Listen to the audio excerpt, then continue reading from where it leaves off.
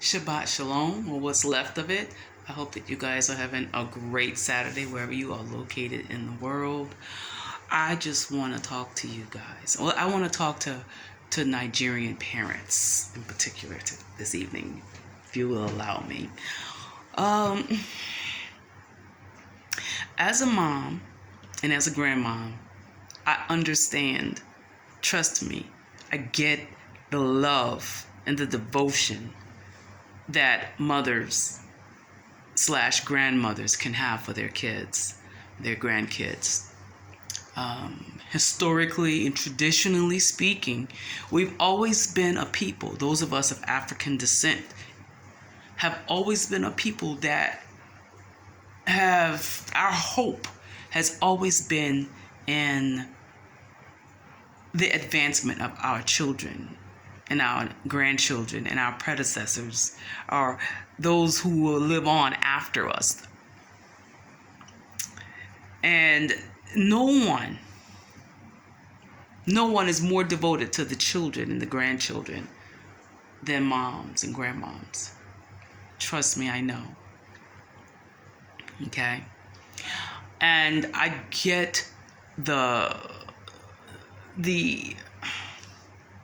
ambition.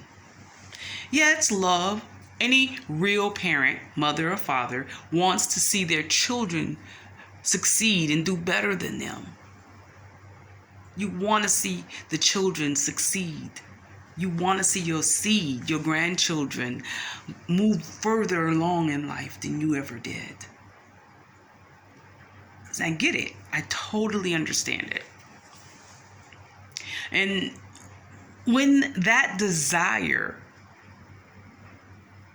envelopes you and it just overwhelms us as mothers, and we find ourselves living vicariously through the lives of our children and our grandchildren, the things that we hope to achieve in our younger years and in our life, sometimes we're like, okay, we may not be able to do that, but my children and my grandchildren will do what I couldn't do, or what I didn't get to do. They're going to do it. So we inadvertently, I don't think it's intentional, maybe it is for some parents and mothers, we instill and impart that dream and that goal and that desire into the children and grandchildren, right? So much so, we want you to be better. We want you to be smarter. We want you to be richer. We want you to live in the best houses, better homes, drive better cars, work at better jobs. We want you to make 6 and 7 figures. We want to set up our children for success, right? And in our minds, especially those of us of African descent, success equals dollar signs. Naira equals currency. Huh? Why? Where did we get that lie from? That success equals money.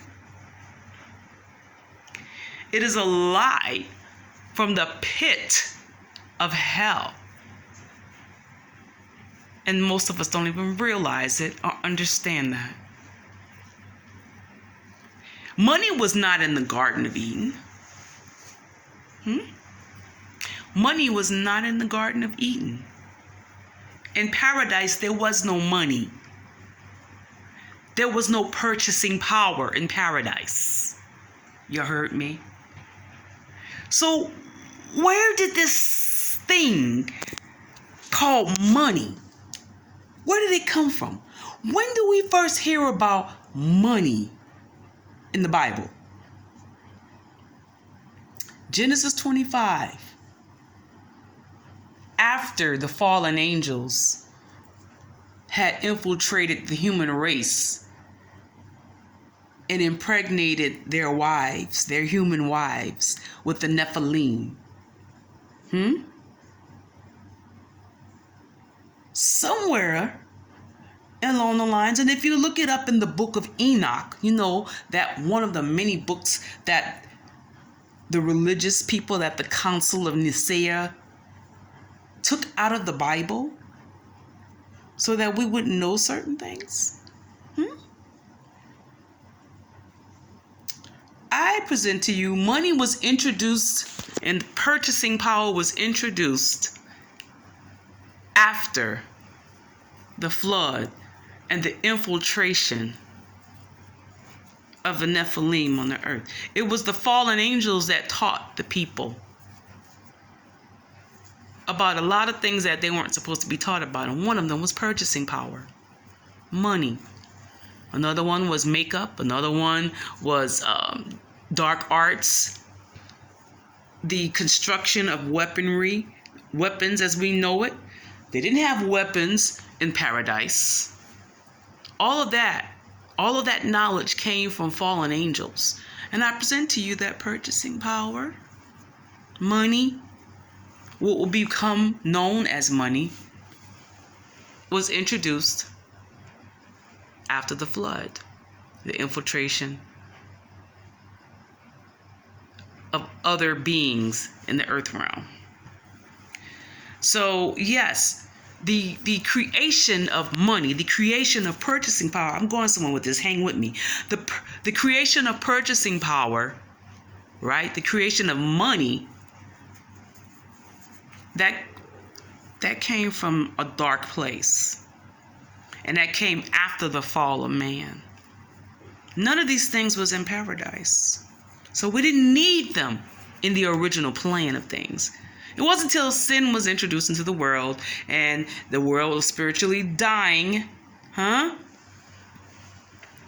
fallen angels were so smitten by beautiful women that they became mortal men just long enough to get married and have kids with them and have sex with the women. You have to be a bad sister to make an angel fall. But anyway, going back to mothers, Nigerian mothers. I'm saying all this to say this, darlings. Stop going to witches and warlocks, wicked, evil men and women that dabble in spiritual darkness, that give you promises of prosperity and success and fame and fortune to your children and your grandchildren. And you fall for it. Why? Because there's this great, big, ugly, extensive desire for you to live vicariously through your children. You want your children to be what you never was. And you will consult any devil to make sure that that happens. Somewhere in the bloodline. And you wonder why you curse. You wonder why the children curse. You wonder why there's so much abject poverty. It's because somewhere in the bloodline, somebody made a promise to wicked, evil spirits. If you give my child success, if you give my child prominence, if you give my child money, if you give my child prominence and authority in the earth realm, you can have their great-grandchildren's souls. Somebody made some promises to devils just so that their children can be, quote unquote, successful in this life. And the sad part is the idea and the falsehood that success, you base success based upon what the white man told you success is. Yes, I went there. The white man tells you success is if you make a certain amount of money, and then you go about trying to make a certain amount of money. The white man tells you you're successful if you live in a certain type of house in a certain type of neighborhood, and all of a sudden now you start building neighborhoods that mimic and that look like the white man's neighborhood. Yes, you do. Yes, you do. Huh? Wait a minute. The first colleges that were built in the United States after the so-called Emancipation Proclamation, all the historically black colleges, huh? Those were set up and created by white people.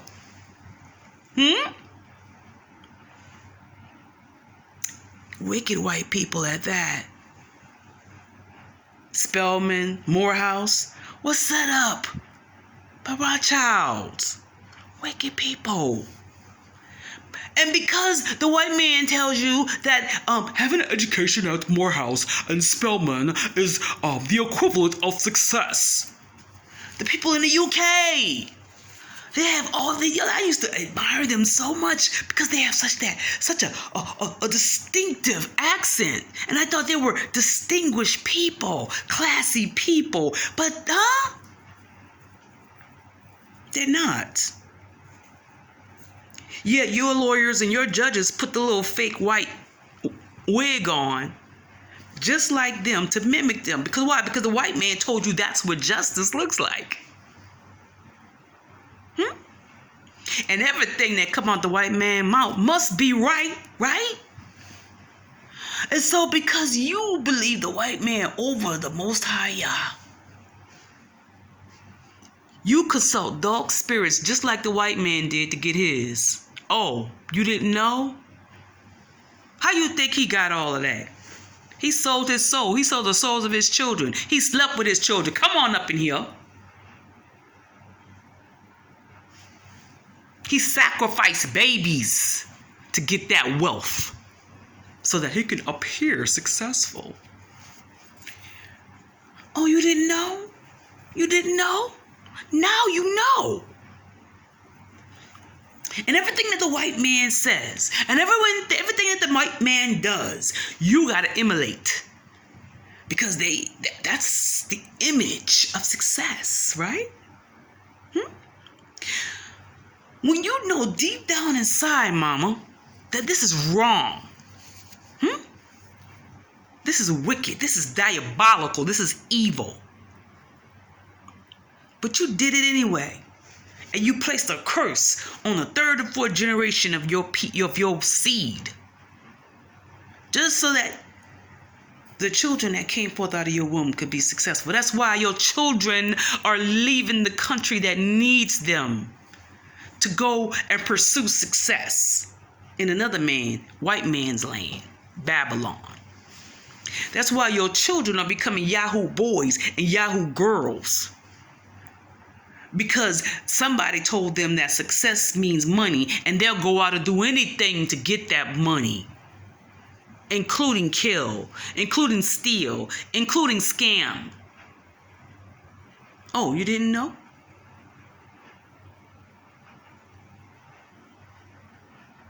That's why your children will scam old women. Out of their money. So they can have the image of success. No matter how they got it. As long as I can make mama and daddy and grandpapa and grandmama proud. And my family can look up to me and applaud me. I don't care how I got this success. As long as I can appear successful before the people. And thus placing a curse on themselves. Outwardly grand, beautiful, outwardly successful, image intact. Everybody applauds everything that they do. But secretly, they're cursed, and they know they're cursed. The word says a curse causeless won't stand. The reason why the curse stands is because you've given it a cause to stand. And you've taught your children how to given the curse a cause to stand. You taught them how. They watched you with the spiritual mixtures. They watched you say, praise the Most High Yah, and then go to the juju doctor after church. They watched you, with the spiritual mixtures. They watched you not be faithful to the Most High Yah. And so they said, hey, if it was good enough for mama and good enough for daddy, good enough for uncle and aunt, grandma and grandpa, it's good enough for me. As long as I appear successful before the people. Right? That's all that matters. Just appear successful. You don't have to be successful. You know, Joshua 1 talks about good success. Huh? That the Most High Yah wants to bless you with good success. There is such a thing as good success, and there is such a thing as bad success.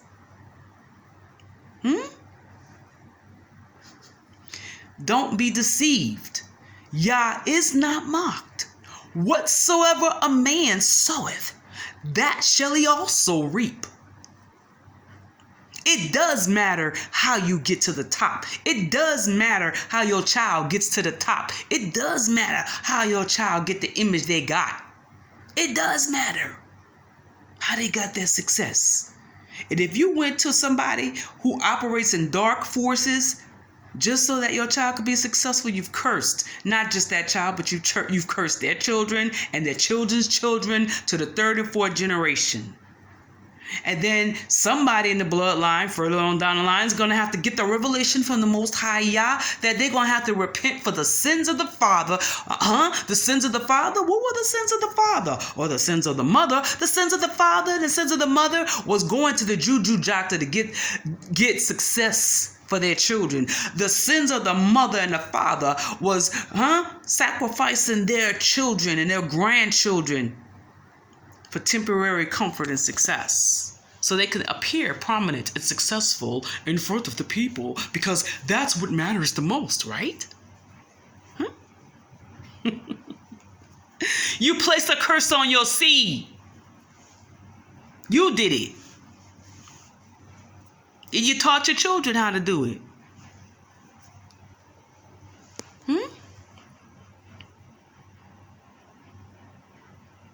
You know, I posted one time on social media, poverty is not the worst thing that can happen to a child.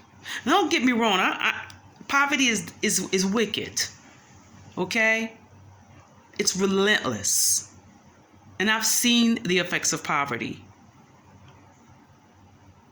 So I'm not saying that it's okay to be poor, but I am saying that it ain't the worst thing in the world to be poor. Because our definition of poor in this life is incorrect and false. There's something called being poor in the spirit, being poor in the ruach. And we have a generation of people that are poor in spirit. They're rich. They got the best image, and they got all the money, and they got all the looks, and everybody loves them, and they're just so wonderful. Yay, they're so wonderful. You know, the Rihannas, the Bays, the Jay-Z's, the DeVitos, Lil Wayne. I didn't know that dude was from Nigeria.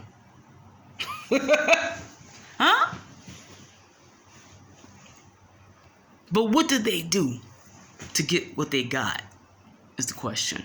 What did their parents and their grandparents do to ensure the success of their children? I guarantee you they consulted with dog arts to make sure that their children will succeed. That's why you see the fruit of what they do. And the children that they're bringing forth even now are spawning into something even more wicked than they are. Why? Because the grandparents and the great-grandparents and the predecessors and the descendants, made promises to those devils. If you make my child a billionaire and the most famous person in the islands and the most richest couple in the music industry, if you do these things, I will give you my great-grandchildren's souls.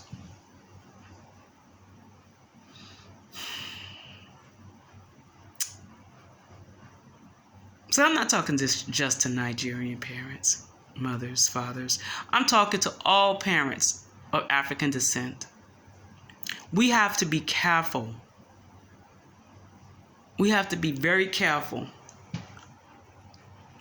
Stop putting pressure on these kids to be something that they're not ordained to be. Stop damning their souls to hell and promising their souls and their bodies to demons just so that your image can be upheld and you can live vicariously through the lives of your children and your grandchildren. Stop it. Success is not what can be attained in this life. Success is being obedient to the will of the Father. That is success. That is good success. Go read Joshua 1. Choose ye this day whom you will serve. If Yah be Yah, serve him. If Baal be, then serve him. But you make the choice for yourself. Don't you damn your children and your grandchildren just so that you can have it going on and have swag and have this great image and you can, impress all of the people and you can go in the village and you can go in church and you can go, You can go in the mall. Girl, did you hear what my grandbaby did? Oh, girl, did you hear about my child? Well, my child this. Oh, yeah, well, my grandbaby that. Oh, yeah, well, You know how we do. And we know we consulted dark arts for them to get that. Damning those children's souls. You don't even know why they tormented. We got to stop doing that. And we got to stop believing the white man's definition of success. Because everything America got, America stole. Everything America got, America sold. The people in leadership in America, mind you, sold the souls of millions of people to devils to ensure that America will become America / Babylon. But Babylon has fallen. So you're basing your image of success and your definition of success on what America is, and America is Babylon, and Babylon has fallen. So what does that tell you? If you base your government and your currency, and your religious system and your church system and your educational system after Babylon, and Babylon has fallen, what do you think is going to happen to you and your children and your grandchildren and your society and your town and your village and your government, and your military and your churches and your religion? What do you think is going to happen if you model after Babylon? Learn the lesson.